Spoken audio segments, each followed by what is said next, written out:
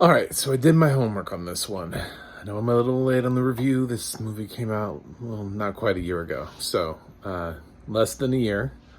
But I wanted to jump into the franchise. So I reviewed the original, and I know I didn't like it, and some other people did. Fun fact, when I originally watched Candyman, um, I at the same time I was in a Facebook group about film, and somebody was asking, "What is the scariest movie you've ever seen?" And Candyman got 3 votes, and I just could not understand it. And maybe it just gets lost in translation. Maybe it's just one of those films that doesn't make any sense to watch with audio description. Maybe it's just all about the gore and the scariness. Maybe Candyman just looks that creepy. I don't know. But yeah, I just functionally I don't understand it. But I'm reviewing the requel. So I'm Mac from MacMovieGuy.com, and in case you haven't figured it out, this is a review of Candyman 2021, the requel, as we call them nowadays, because I think, from what I've gathered, I don't know that this acknowledges all the straight-to-video sequels, although I couldn't really follow the plot, so maybe it does. Yeah, I had a bit of trouble. I think there were like multiple Candymen or something being suggested, that Candyman like moves from body to body, and it was talking about how it, because at one point in the film, I guess this is sort of spoilery, but they were talking about how like, oh, the person before that and the person before that and the person before that, and then they worked all the way back to the original Candyman, and then they told that ridiculous origin story about Candyman that we got from the first film. Which, like, I heard it, I just heard it over again, and I was like, they're sticking with it. At least they didn't change his origin. It's told slightly less cheesy, and like in a way to sort of like move through it a little bit quicker, because they realize, I will say that definitely Jordan Peele writing this script has done so much service to the Candyman franchise, you have no idea. I mean, like, first of all, you can feel Jordan Peele in every ounce of this movie. The police presence, the gentrification, like, everything about this film feels like Jordan Peele was living in this film. I kind of wonder why he didn't direct it. Maybe because he knew he didn't want to put his like full stamp on it, but the fact that he was willing to take a pass on the script, I think really elevated this film a lot. I think maybe that's where the original Candyman suffered. I don't know. Again, maybe it's just because I didn't see Candyman in 1992 and I was trying to transport myself back and imagine what it was like in 1992 when I watched the first Candyman, and I was like, would this have scared me? Because I remember visually seeing Candyman and he looked gnarly, but now I can't see, and now the kills just don't do anything for me. And honestly, that description did not describe the dead bodies or the kills. This one does. This one lets you know about the gore, and this film is gory. So kudos to to the people here for actually making this film and matching it with audio description that actually focuses on what people show up for when they show up to a horror movie. Even blind people. The only reason you watch a horror movie or a scary movie is for violence and gore and stuff. Nobody watches this for like amazing acting. You know, we're not coming here going, I wonder if Yahya Abdul-Mateen is going to be in the Oscar race this year for Candyman. I think he might. He might be able to get an Oscar nomination for this. No, nobody's doing that. I really did love. I love Yahya Abdul-Mateen. I'm really happy he's in this. I was really excited to see Tiana Paris in this. She was amazing in WandaVision, and I fully support anything that will continue to further her career. Coleman Domingo is amazing in everything that he does. Just just he's a boss. And when he was describing the Candyman lore, I was like, man, he is beating the first guy, the random like art dealer that does it in the first film. Man, when Coleman Domingo describes stuff, it's like it's so on it's so on point. He's such a better actor. So yeah, they picked out a couple really good actors, and that really elevated the film. There were a couple of other people in here. I'm fairly certain that there's the actor that plays Carlton on Bel Air is in this, because I recognize that voice, and I was like, Carlton? I was like, what's Carlton doing?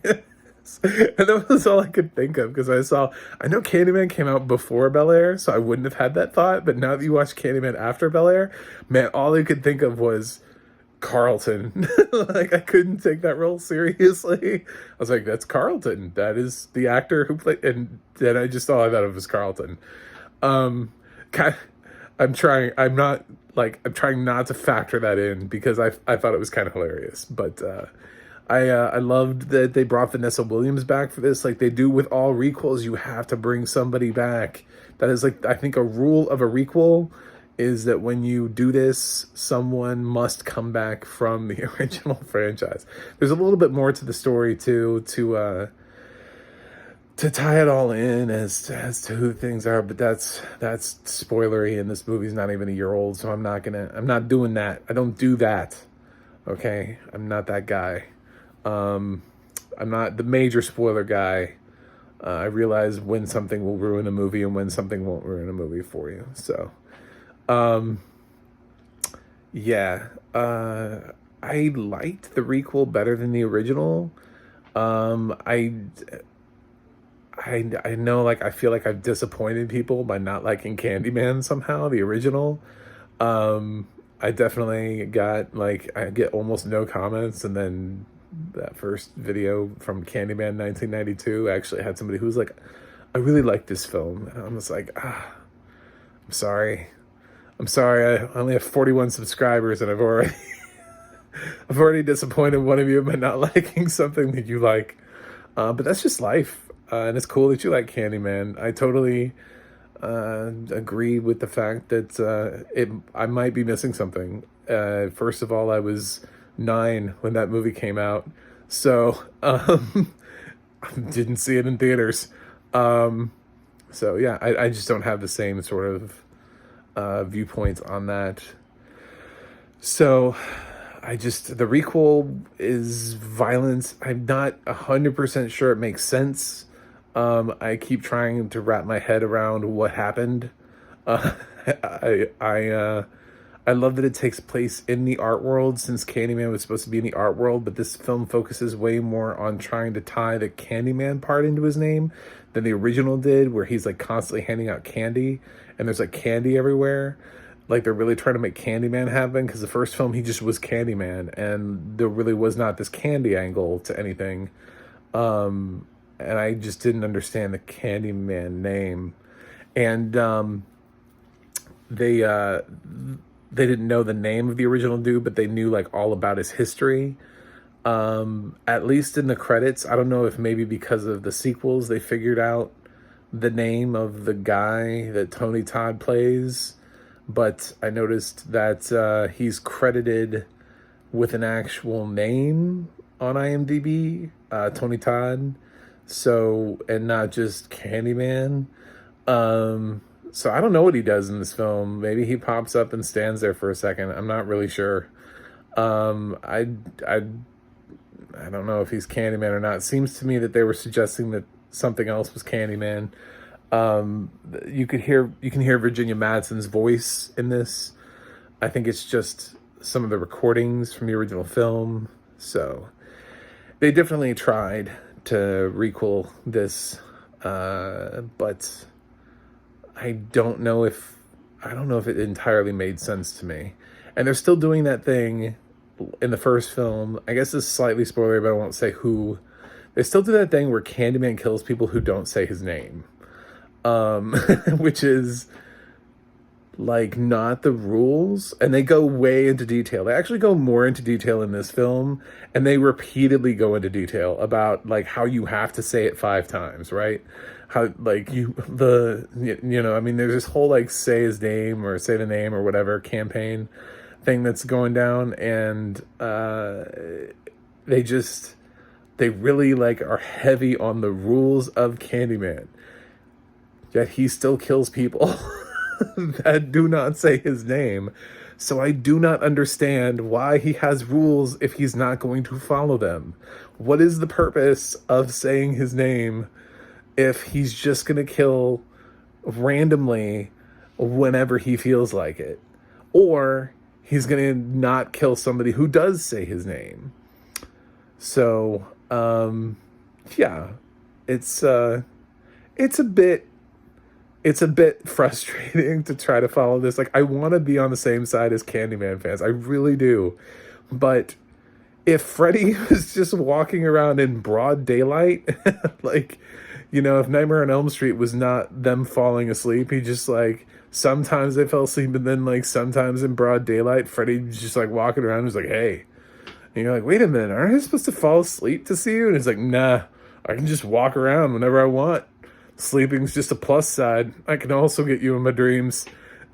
Then I don't think the film would have worked as much. It was the idea that, that those kids had to try so hard to stay awake because they didn't want to fall asleep because they were going to die in their sleep. So, I mean, like, there was a thing there. And I know it seems stupid because you have to try to get somebody to say the name 5 times. And it's a weird way to summon him. But since nobody believes he's real, actually, a profound amount of people will say his name 5 times. So, can't be that hard. The audio description in this film is fine. It's done professionally. Media Access Group, I think, or Deluxe. Sorry, I watch a lot of movies, and it's usually either Media Access Group or Deluxe. Deluxe did this. It sounds great.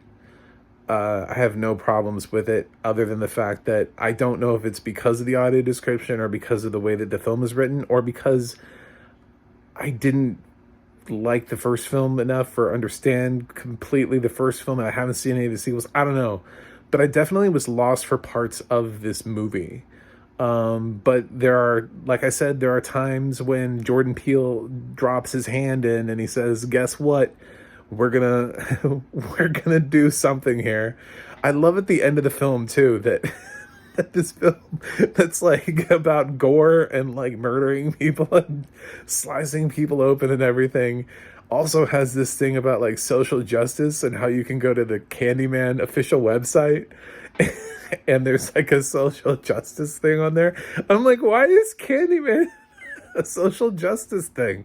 Like, I mean, I get it. I totally understand it from the Jordan Peele perspective, but I love how this franchise has been co-opted into raising social justice awareness. It's such a weird thing, It would be like if, Nightmare on Elm Street also became about child endangerment or something, like, please report any child abuse at the end of Nightmare on Elm Street. And you're like, what does this mean? I mean, technically, I guess that's valid, but at the same time, it's like, why? Like, I don't know. It was an interesting thing to roll into the end of the movie there, into the credits. But this is fine. I liked it better than the original, and a lot of that had to do with, like I said, they picked some really great actors.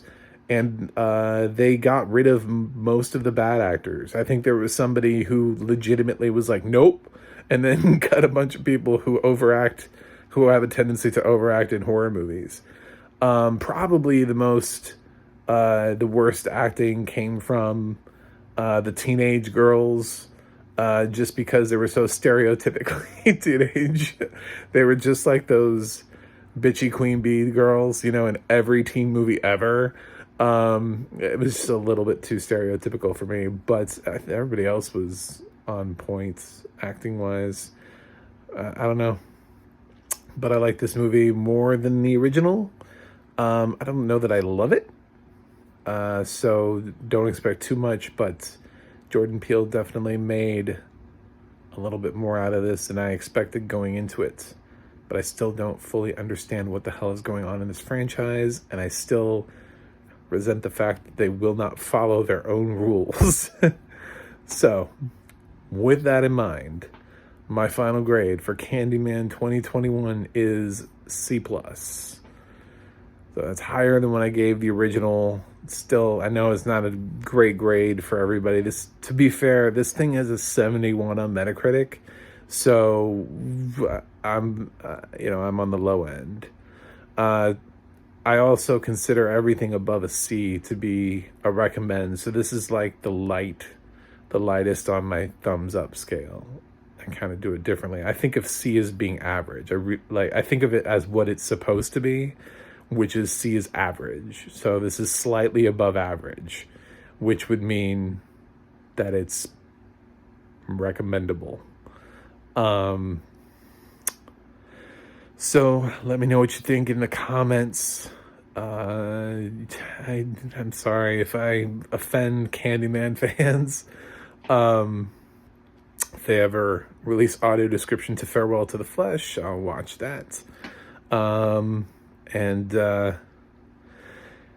Yep, you can check out Audio Description Project to find out what has audio description where, and you can also visit my website, macthemovieguy.com. But before you do that, please hit that like button, and if this is your first time here and you've made it through a review with a blind film critic and you think, man, I'd like to get more of that, go ahead and hit that subscribe button so I can move on up in the world of YouTube. Until next time, Candyman, Candyman, Candyman, Candyman.